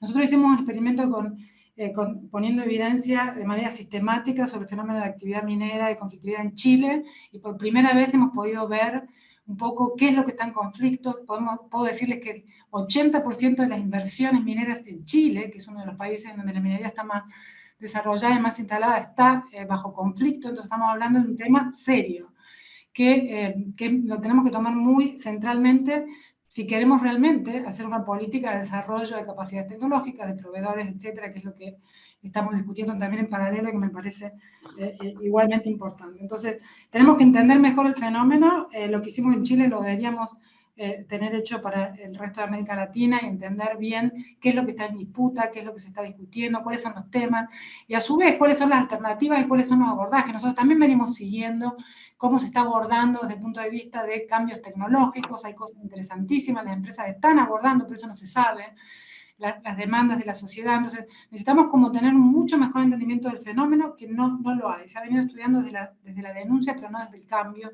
y desde la promoción de las transformaciones que esa misma tensión en la sociedad está trayendo. Además, también tenemos que entender mucho mejor los enfoques. Se habló mucho de licencia social. Quiero decir rápidamente que la palabra licencia social está bastante degradada y no está bien aceptada, porque es una palabra que está asociada a enfoques muy paternalistas, transaccionales, que suponen que se trata de vender un proyecto ya hecho a una sociedad civil, a una comunidad que está demandando otra cosa, está demandando cambios, está demandando que se tomen en cuenta los problemas reales.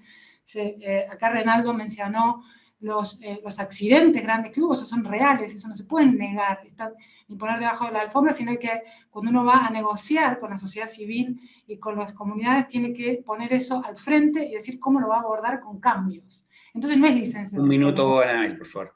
No, lo que vamos a buscar son cambios, lo que vamos a buscar. Entonces, también necesitamos un mucho mejor entendimiento de los enfoques que tenemos que utilizar para ir a trabajar con las comunidades y con la sociedad civil, para realmente que todos estos proyectos grandes que tenemos de desarrollo tecnológico y de productivo y demás, realmente tengan viabilidad, porque estamos hablando de un sector que enfrenta fuerte conflictividad, pero que la podríamos usar para el cambio. Y para que tengan sustentabilidad los procesos, tu última pregunta, que creo que tiene mucho que ver con esto, porque estamos en una situación en que la política productiva tecnológica y en realidad la conflictividad es un síntoma de algo más profundo, que es que la política como tal ha perdido y está perdiendo legitimidad en un contexto de crisis climática, de crisis económica, de alta...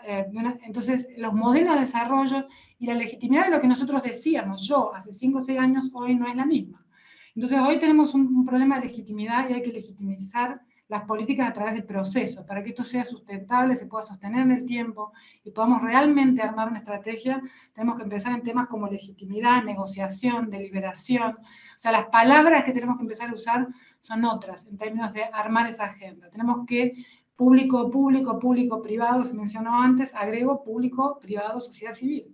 Tenemos que empezar a sentarla en la mesa de la negociación de lo que vamos a hacer y cómo lo vamos a hacer, y considerar alternativas tecnológicas, promover cosas y promover cambios tecnológicos organizacionales que aborden los temas que están teniendo conflictos, que son los temas que van a trabar toda esta agenda. Bueno.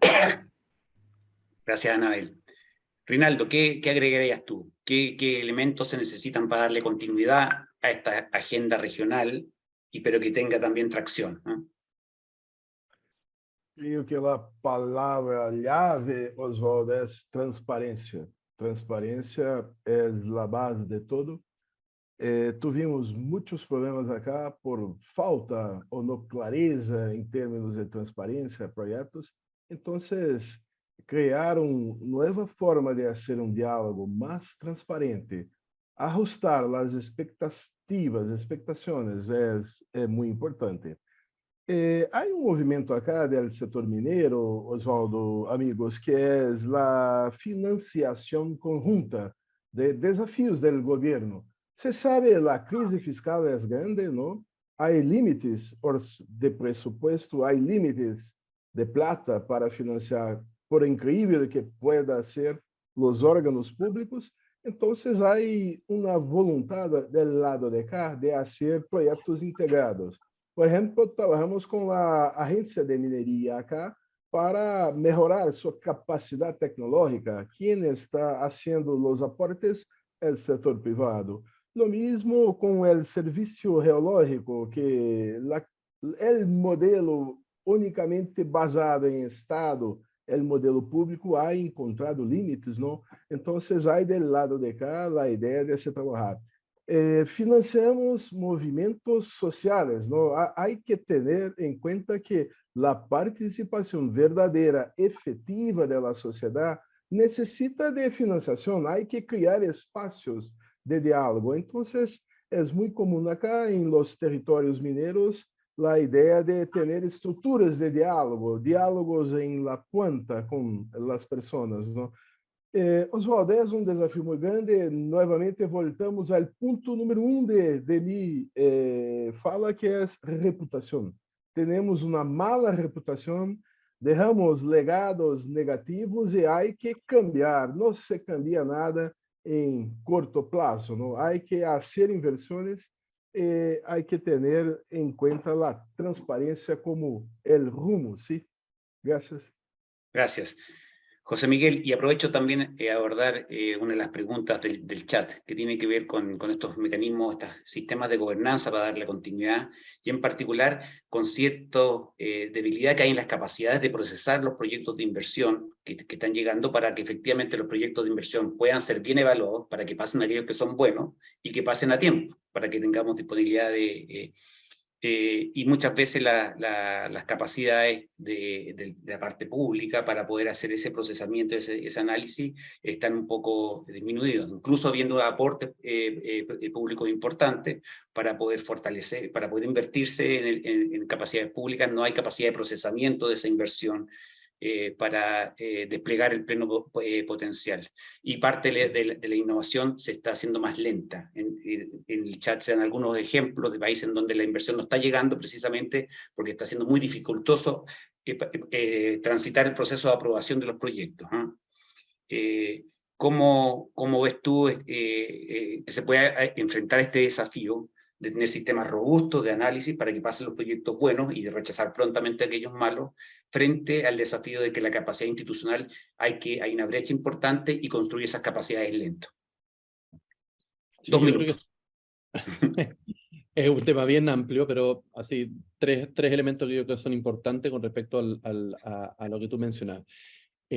Primero, entender ese conjunto de capacidades. Yo creo que es muy importante entender que el Estado tiene que estar dotado de un conjunto de capacidades que le permitan desarrollar, ¿no es cierto?, no solamente lo que tú mencionas que tiene que ver con los permisos y la capacidad técnica para poder evaluarlo y cumplir con toda la normativa vigente, sino también en dos dimensiones adicionales que yo estoy tomando un poco también lo que decían Abel y Rinaldo. Hoy día nuestros ministerios sectoriales, particularmente minería, cuando uno los mira con cuidado, se da cuenta que en el fondo a veces hay faltas de capacidades también más tecnológicas que te permiten estructurar problemas. Y yo creo que es tremendamente importante cuando uno tiene en el Estado la posibilidad de estructurar problemas para que a través de compras públicas, como la que yo mencionaba, pueda haber una solución provista por privada, por el mundo científico, por empresas públicas, en fin, pero para eso requiere que los ministerios sectoriales vinculados con el sector minero en particular tengan esas capacidades in-house. Y tercer elemento que creo es importante en capacidades es justamente cuando los temas que hablaban Abel y Rinaldo, que tienen que ver con los conflictos, también tienes que tener capacidades en el Estado para entender y dimensionar estas otras elementos que tienen que ver con los proyectos que escapan más allá de los temas financieros y tecnológicos, que son elementos que tienen que ver, por ejemplo, con el tema de cómo uno se vincula con la sociedad civil organizada, cómo se vincula a través del territorio. Y esto descansa en un punto que quizás Argentina y Brasil lo tienen un poco más desarrollado, ¿no es cierto? Pero países como Chile, Perú y otros no lo tienen, que es la relevancia del territorio, sobre todo la capacidad de decisión de las autoridades públicas en el territorio. Porque si también uno hace todo este proceso completamente centralizado, en el centro primero no ven ni conocen los detalles y segundo ponen todo dentro de la misma juguera, por decirlo, cuando Anabel fue bien clara en decir que estos son particularidades, son elementos propios de cada una de las historias, culturas, idiosincrasias e intereses y anhelos que tiene el territorio. El gobierno actual de Chile está empujando toda una agenda, obviamente, de descentralización, en la cual incluye, obviamente, la capacidad y la potestad en las regiones para definir un poco sus orientaciones, sus decisiones. Pero esto requiere, y con esto cierro, que el Estado también tenga capacidades en el territorio, y no solamente tecnológicas para poder estructurar problemas, no solamente financieras para poder evaluarlo, metodológicas, como tú bien decías, sino también de estos otros ámbitos que son necesarias para llevar un acuerdo y un proceso relativamente eficiente, logrando de alguna manera estas capacidades en estos tres niveles y estos tres ámbitos.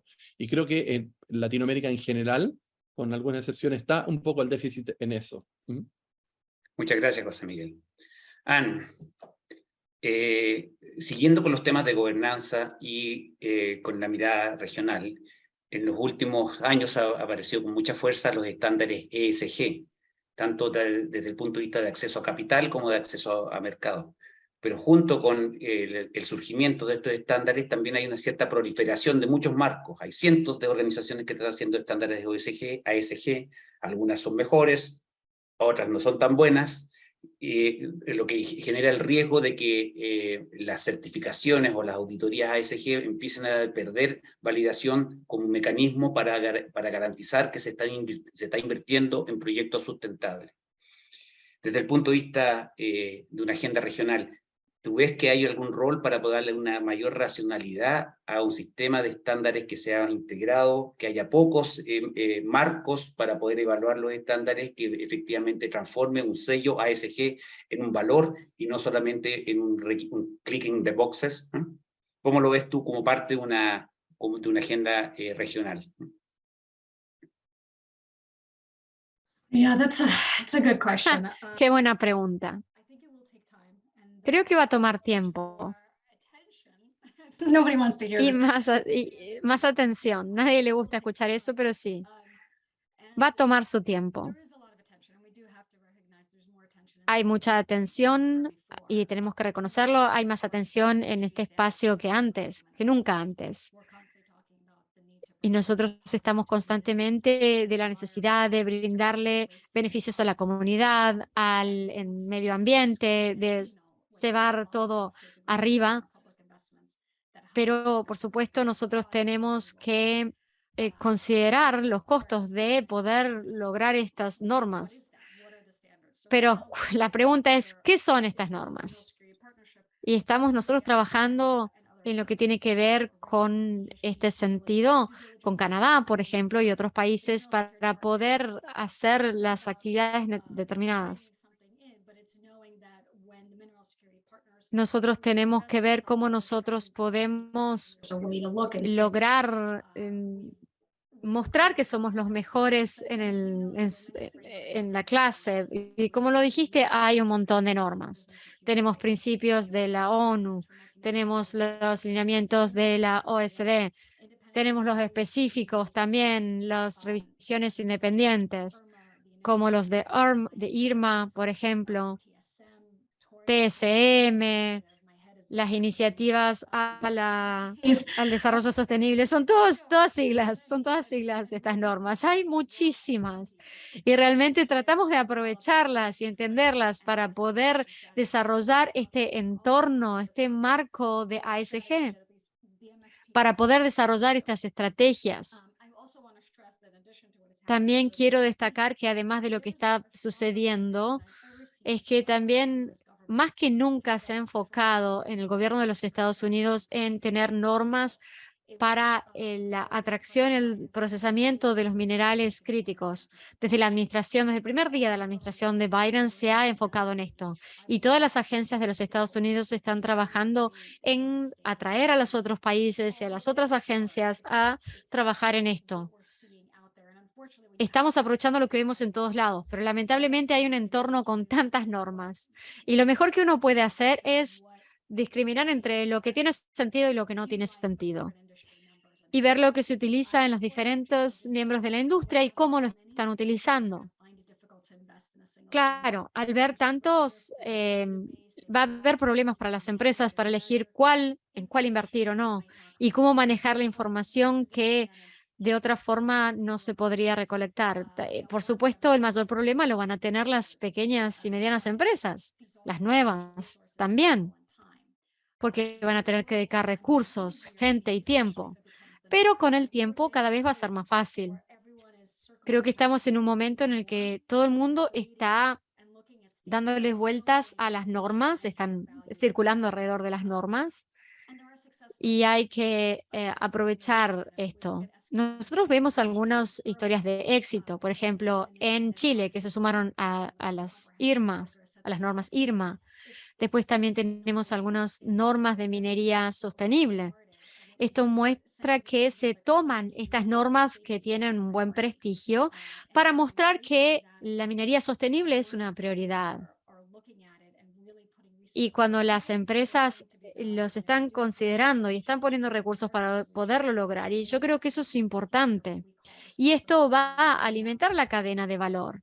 Y vamos en el futuro y con el tiempo a poder manejar mejor este espacio. Voy a elegir una por cada uno de ustedes. Me disculpan las personas que no voy a poder atender todas las preguntas porque son muchas y tenemos una restricción de tiempo. Y voy a partir contigo, José Miguel. Aparece como una inquietud el tema de cómo poder capturar o ampliar la captura de valor vinculado a la industria minera. Y existe esta interpretación que, por un lado, hay un mayor procesamiento, y si esa sea la forma de capturar valor, por ejemplo, a través de mayor procesamiento en el cobre, o por ejemplo, a través de participar en el desarrollo de baterías de litio. Pero también está las formas de capturar valor a través de estos encadenamientos laterales, que son menos, que es una discusión que está menos presente en el debate público. Entonces, me gustaría aprovechar tu experiencia en que efectivamente nos puedas ilustrar que efectivamente estas dos opciones de captura de valor y lo importante que es poder efectivamente capturar valor a través de integrar las cadenas de servicios, de tecnología, de insumos que demanda la minería, para que a través de ese mecanismo se esté capturando valor y no solamente mirar la integración aguas abajo en el proceso productivo. Sí, yo creo que eso es bien importante en general, y bueno, y tú lo conoces de cerca, Osvaldo, el desarrollo, ¿no es cierto?, de este encadenamiento hacia aguas abajo y aguas arriba en la industria minero ha tenido de dulce de grasa, en el fondo, por todo lo que nosotros conocemos y en algunos casos, en el fondo, esto se logró, creo que países como Australia es el mejor caso, ¿no? En temas de desarrollo de servicios, y hoy día tiene un nivel de exportación, como en tu misma presentación mostraba, de la posibilidad de hacerlo. Primero porque lo hicieron muy tempranamente, estuvo dentro de un desarrollo explícito de la estrategia de desarrollo de esos países, incorporar estos sectores, ¿no es cierto?, o esta mirada de encadenamiento. Creo que eso es importante. Eso implicó también que el Estado estuvo presente para empujar esta agenda a través de distintos mecanismos de subsidios y apoyos, ¿no es cierto?, que una mirada quizás de eficiencia estática era quizás no una buena respuesta, pero una mirada de eficiencia dinámica les terminó dando la razón a estos países en particulares de desarrollar esos procesos. Yo creo que hoy día se abre esta otra ventana que tú bien mencionabas y que el caso chileno lo estamos ilustrando con el caso de hidrógeno verde, en el fondo, que tiene que ver más bien con estos efectos más laterales, más dentro de la misma cadena. Nosotros pensamos, por ejemplo, de que el sector minero como un gran demandante de tecnologías, de soluciones para reconversión en temas de energía verde, eso genera encadenamientos potenciales, ¿no es cierto?, de proveedores que puedan atender esa demanda que surge del sector minero, pero que son basadas, ¿no es cierto?, en energía. En particular, nosotros como Corfo estamos buscando las formas explícitas para poder dar esos empujoncitos a aquellas empresas de alguna manera que tienen obviamente las capacidades para poder hacerlo. Alguien diría, pero bueno, pero si el hidrógeno, por ejemplo, es una tecnología que tiene más de 50 años, ¿no sería más eficiente traer a proveedores internacionales de Europa continental a Chile para que ayude a la industria minera a la transformación? Es cierto. Y hay de nuevo una mirada de eficiencia estática. Pero hoy día se ha abierto otra ventana muy interesante, que es la siguiente. Uno perfectamente podría apoyar a los países locales a hacer mecanismos de transferencia de esa tecnología de estos proveedores internacionales a proveedores locales. Y uno diría, bueno, ¿cuál es el incentivo? Bueno, el incentivo son los bonos de carbono. O sea que de alguna manera uno compensa este proceso con la venta de bonos de carbono que la industria minera u otras que hacen la transformación pueden ser potenciales. Y hoy día, cuando uno mira un poco y conversa con los países europeos, particularmente, ellos están más interesados, no en el desarrollo de sus empresas de proveedores para que se expandan en el territorio, incluido Latinoamérica, sino están mucho más interesados en reducir sus cuotas de carbono, porque están con mucho más acongojados en con más restricciones. Y por lo tanto ahí se genera un espacio virtuoso en los cuales por una parte uno puede transferir ese conocimiento a proveedores locales, laterales, ¿no es cierto?, asociados a la industria energética para apoyar la transformación en bonos de carbono que potencialmente, ¿no es cierto?, esas reducciones en la industria minera les pueden compensar, ¿no es cierto?, y benefician a los consumidores o a todos, la sociedad, no solamente chilena por reducción del carbono, sino también a la sociedad europea. Yo creo que ahí hay una oportunidad también muy interesante y que la estamos explorando en el caso chileno, de estas vinculaciones más laterales, asociadas, ¿no es cierto?, a esta demanda enorme que está surgiendo del sector como la minería, en transformación energética y cómo generar proveedores, ¿no es cierto?, que apoyen esa transformación. Anabel, en un minuto, ¿qué prácticas de colaboración propones para tener una agenda integral a nivel regional? No sé si entiendo la pregunta.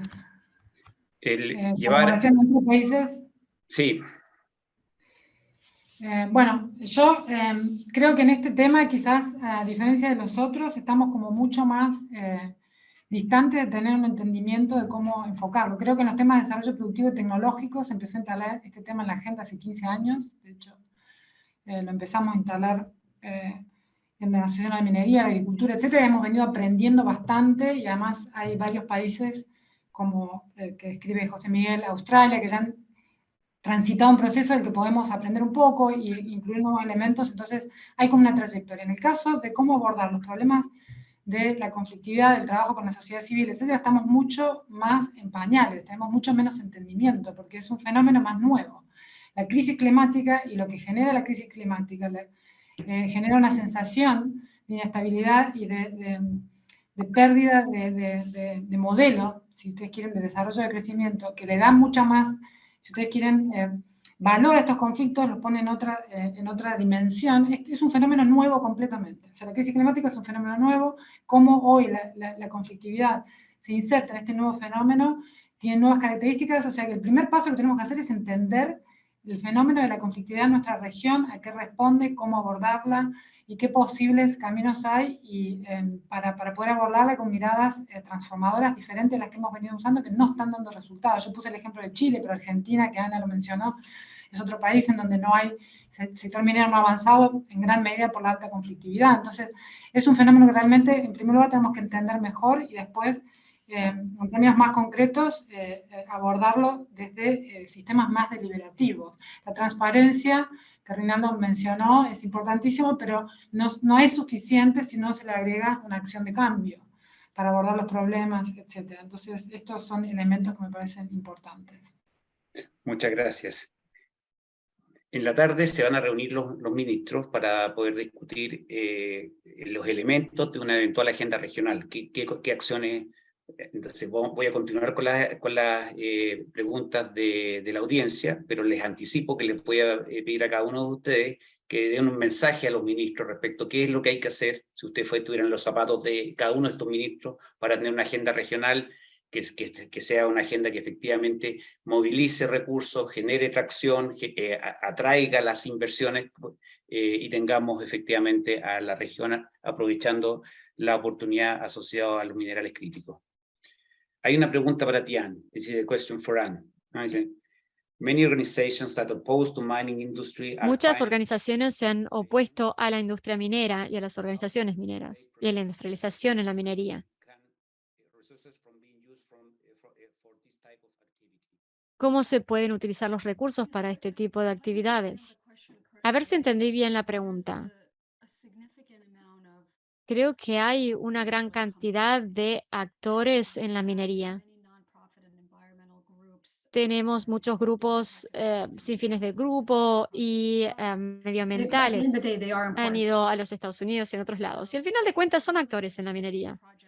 Independientemente de dónde estén estos proyectos, tenemos que crear un entorno de transparencia, como dijo Rinaldo. Tenemos que generar un entorno en el que sea claro que estamos generando crecimiento, que es bueno para las comunidades. Eso es lo que tenemos que hacer para el futuro. Yo sé que en los Estados Unidos nosotros estamos trabajando con las poblaciones donde hay minería para poder generar un entorno que sea bueno para todos. Esto de que el financiamiento del activismo no necesariamente es algo negativo. Entonces, el prevenir ese financiamiento probablemente no es la respuesta, sino que es ver cómo efectivamente se recoge el conflicto, porque las demandas muchas veces son legítimas para poder efectivamente incorporarlas en el diseño tanto de políticas como en el diseño de operaciones de mineras más sustentables. Entonces, la misma pregunta que le había hecho a Anne, ¿cómo canalizar estas organizaciones que reciben financiamiento y que efectivamente están vinculados a los conflictos que existen en torno a la industria minera para que efectivamente sean fuerzas de cambio para bien? Sí, esto es en gran parte lo que he tratado de ir metiendo en la presentación, o sea, empezar la importancia de cambiar un poco, pero en primer lugar entender mejor el fenómeno y qué es lo que está en disputa, pero en segundo lugar también empezar a movernos de una visión que tenga que ver con suprimir, eliminar el conflicto, una visión de trabajar con los conflictos para promover cambios, porque en realidad los fenómenos por los cuales hay conflictos son reales, son verdaderos, no los podemos negar. Tienen que ver en parte con una legislación que Ana bien dice que se está revisando, etcétera, pero también tiene que ver con las tecnologías que se utilizan y que no van a cambiar de un día para el otro. El hecho de que la minería utiliza mucho agua genera conflicto en Chile. El hecho de que utiliza cianuro en Argentina genera conflicto porque Argentina es sensible a la utilización de pesticidas, cianuro, etcétera, porque tiene una historia. Entonces, eso es una realidad. Nosotros, entonces, la pregunta es cómo vamos a trabajar con eso y con la reacción que la sociedad civil hoy tiene, que no es la misma que la que tenía hace 100 años, frente a eso, y está demandando cambios. Y está demandando cambios, desde mi punto de vista, desde dos lados. Uno, está demandando cambios en las prácticas y en las tecnologías, pero además también está demandando cambios en términos de la participación. Esto de que el proyecto de la minería sea un proyecto colectivo, tiene que ver también con que la gente se sienta parte de esa actividad, de ese proyecto en su territorio. José Miguel habló de los territorios. Estos son fenómenos territoriales, es verdad, y cada territorio tiene sus aspiraciones, tiene su historia, tiene sus recursos. Entonces, hay un tema de métodos, de procesos de trabajo con la ciudadanía que tiene que realmente cambiar y que yo creo que sabemos muy poco de cómo realmente abordarlo, y por eso también tenemos que dejar de un poco atrás estas terminologías más de licencia social, que además los mismos movimientos sociales las rechazan completamente, entonces no podemos usarla. O sea, hay que realmente repensar el fenómeno enteramente, más que tratar de eliminarlo, suprimirlo y verlo como algo malo. Es parte de una realidad que tiene que ver con cómo se practica hoy la minería, pero la podemos cambiar, y la conflictividad se puede utilizar para cambio, y termino simplemente diciendo que en el trabajo que nosotros venimos haciendo hemos identificado situaciones concretas en las cuales se responde a la demanda de la sociedad civil, no en términos transaccionales, sino en términos de cambios productivos, tecnológicos, y donde empieza a haber otro tipo de dinámicas. Y yo creo que ese es donde deberíamos estar apuntando hoy, a tratar de un poco identificar, entender y ver cómo promover ese tipo de fenómenos. Eso sería mi respuesta. Sí. Rinaldo, una pregunta muy difícil, no me gustaría que me la hicieran a mí. Estábamos hablando, tú hablaste de los tranques de relave y de los problemas que hubo en Brasil. Pero también sabemos que hay otros pasivos ambientales, y también sabemos que no sabemos exactamente cuál es la profundidad de esos pasivos ambientales. La contabilidad de los pasivos ambientales en el mundo no se conoce bien. En algún momento vamos a tener que efectivamente hacer esa contabilidad para saber efectivamente cuánto nos hemos sobregirado con la naturaleza. Y en cada una de las cuencas, en cada uno de los valles, en cada uno de los territorios van a aparecer déficit que hay que resarcir, pagos que hay que hacerle de vuelta a la naturaleza para recuperar el capital natural, para volver a tener un mundo sostenible y equilibrado. Cuando empiezan a surgir esa información, efectivamente se va a restringir ciertas actividades industriales y productivas por motivos lógicos.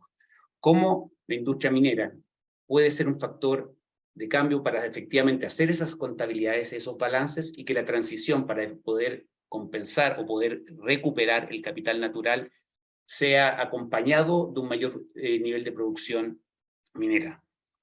No está redactada exactamente así la pregunta, pero le puse algo de mi pimienta, como dices tú, para ponerte en problemas. Hay dos caminos, por amor o por la dor, ¿no?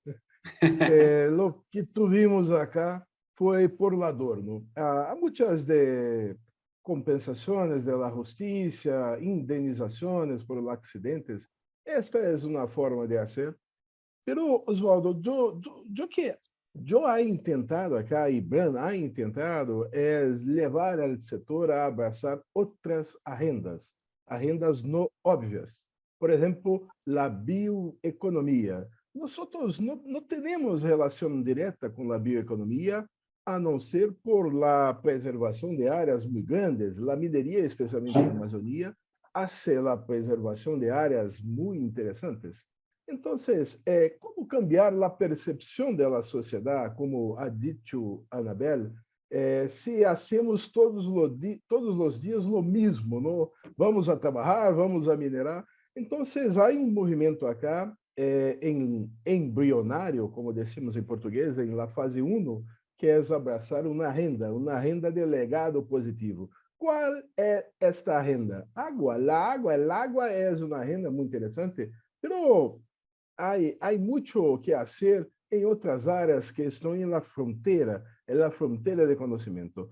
Entonces, Oswaldo, yo anticipo acá que vamos el próximo año promover un evento, IBRAM, todos los países de la cuenca amazónica, ¿sí? Con foco en cómo puede la minería fomentar, apoyar la bioeconomía de la Amazonía para dejar um legado positivo de nossa passagem. ¿Sí? Es uma forma, amigo, de responder a sua pergunta, que é muito difícil, ¿sí? Pero há que sair da caja tradicional, há que encontrar outros caminhos para trabalhar. haciendo o que no es obvio, puede ser un camino muy interesante. Para nosotros, escogemos la bioeconomía como una prioridad para trabajar. Gracias. Muchas gracias.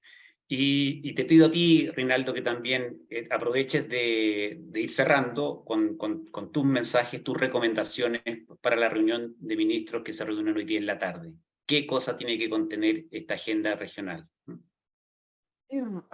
Especialmente en Brasil, tenemos una capacidad muy grande en agronegócio, agribusiness, ¿no? Somos muy conocidos por la capacidad.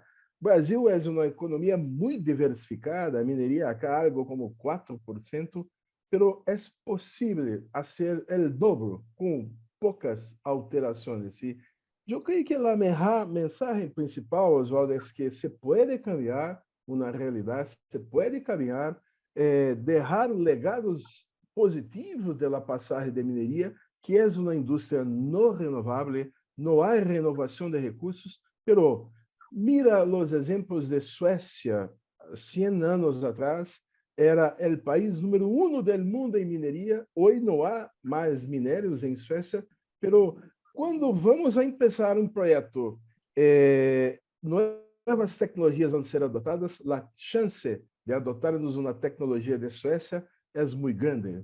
Então, podemos cambiar a mineria em conhecimento, não? Creio que é possível transformar as realidades locais a partir de uma indústria não renovável, deixando um legado de conhecimento transformacional. Gracias. Muchas gracias, Rinaldo.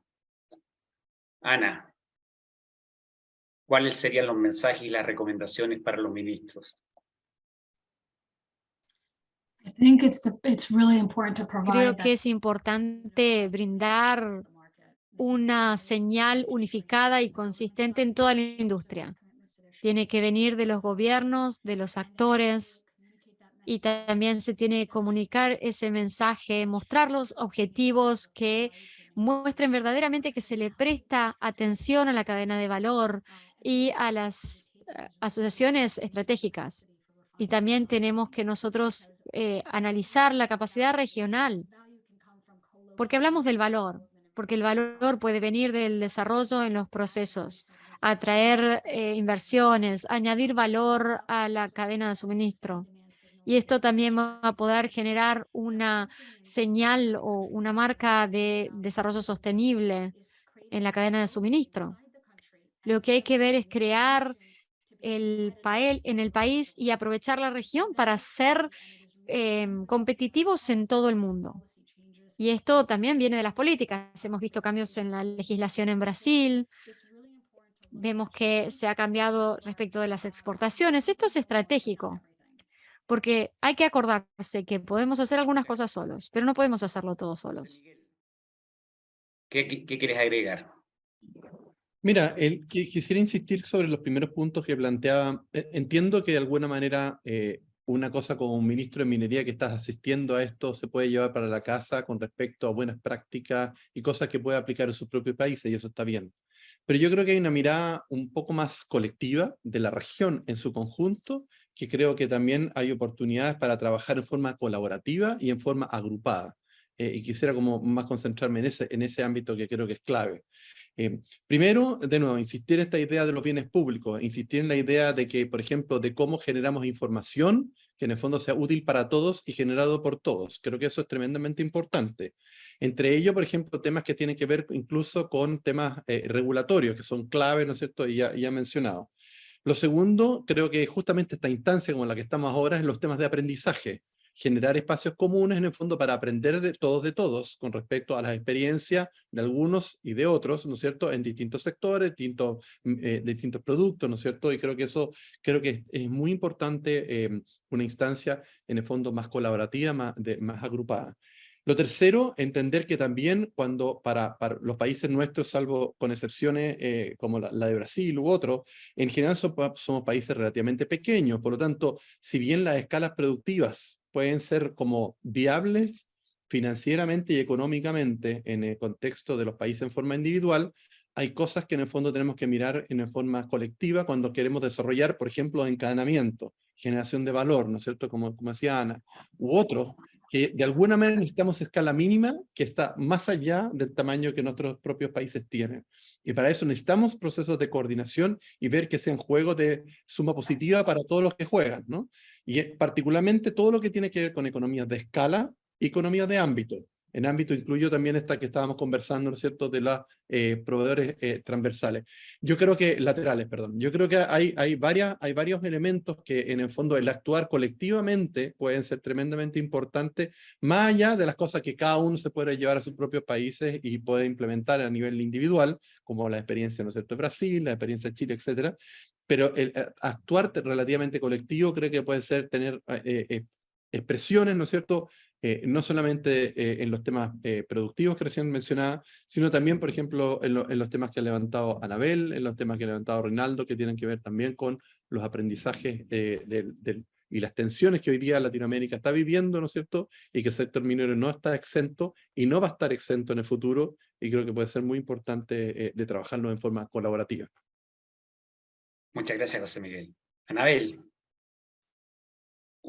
tu mensaje final y las recomendaciones para que se incorporen en la agenda regional. Ok, bueno, o sea, fundamentalmente, volviendo a lo mismo, o sea, hace 15 años decíamos que teníamos que empezar a pensar los recursos naturales como generadores de conocimiento, innovación y tecnología. En su momento fue novedoso, hoy se adoptó bastante más difundidamente esta visión. Estamos teniendo otra conversación a la que teníamos hace 17 años.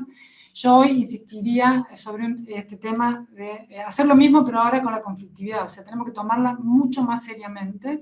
Estamos en un contexto nuevo en el cual hoy la política productiva y tecnológica tiene que tomar en cuenta a la sociedad civil y no pensar que el tema de la conflictividad es algo que tiene que ser tratado separadamente de todo lo que estamos conversando, que tiene que ver con lo productivo y lo tecnológico, sino que es parte del mismo fenómeno, que tenemos que negociar y legitimar esa política junto con la sociedad civil y pensar formas de transformar justamente el conflicto en cambio.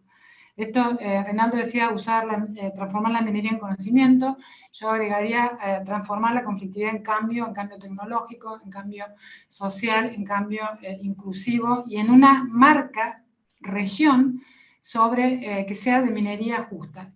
Y yo simplemente quiero decir que yo creo que no se trata de generar más estándares, más políticas, más regulaciones que hacen más problemático el proceso, porque eso va a terminar siendo un problema, sino de generar procesos más deliberativos y más consensuados con la sociedad civil, porque muchas de las disputas y los reclamos tienen que ver con cuestiones que son más locales, y que tienen que ver con las aspiraciones locales y no tanto con una agenda global que a veces es ajena a los territorios locales.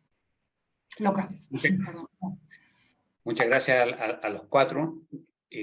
Como síntesis quedo con el mensaje de que más y mejor minería efectivamente significa poder transformar ese rico capital geológico que tiene la región en capital social, en capital tecnológico, en conocimiento, en capital natural también. Y que muchas veces históricamente se había visto como una suerte de trade-off, hoy día lo estamos viendo como un proceso en donde transformar capital geológico en capital social, natural y conocimiento es posible. Con esto cierro esta sección y le paso la palabra a Roberto Sarudiansky para que dé las palabras de cierre. Muchas gracias por su tiempo y por sus excelentes intervenciones. Gracias, Osvaldo, por la invitación. Gracias, Osvaldo. Espero que esté saliendo bien la conexión. Te escuchamos un poco bajo, Roberto. ¿Un poco baja? Sí. ¿Se escucha ahora? Sí, ahora perfecto. Bueno, nuevamente, gracias, Osvaldo. Y en primer lugar, quiero pedir las disculpas correspondientes por los problemas que hemos tenido de conectividad, que son propios de estas nuevas experiencias que estamos forzados a vivir en la virtualidad. Pero realmente, si bien nos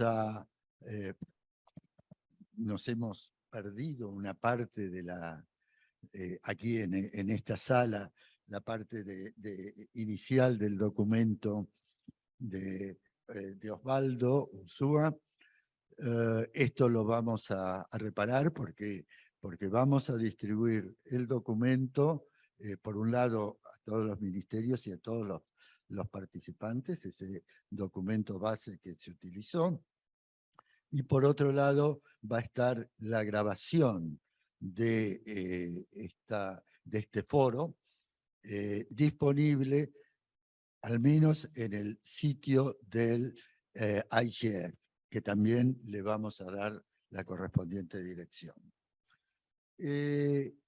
Quisiera señalar que esta es la cuarta versión de este foro de minería y desarrollo sostenible, que encaramos con el Banco Interamericano de Desarrollo, con el Intergovernmental Forum y con CANMA.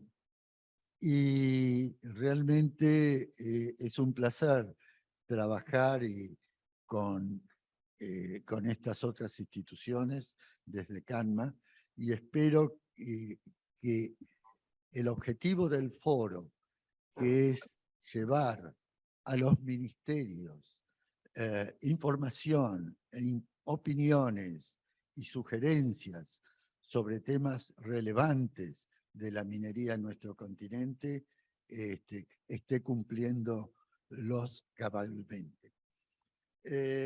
Quiero agradecer, bueno, en primer lugar a Osvaldo y Annie Dufay, que fueron los autores del documento base. Asimismo, a los panelistas, Anabel Marín, Ana Schifter, de Estados Unidos, a José Miguel Benavente, de Chile, y a Rinaldo Massín, de Brasil. Les agradezco sinceramente los aportes que nos han hecho llegar a través de este foro y de los cuales hemos tomado correspondiente registro. Asimismo, finalmente ya quiero agradecer a quien representa al BID en el marco de este foro, a Natalia Núñez Acuña, y quien representa al IGF, que es Marina Ruti. Muchas gracias, señoras y señores. Estamos aquí finalizando este cuarto foro de minería y desarrollo sostenible de las Américas. Muchas gracias a todos.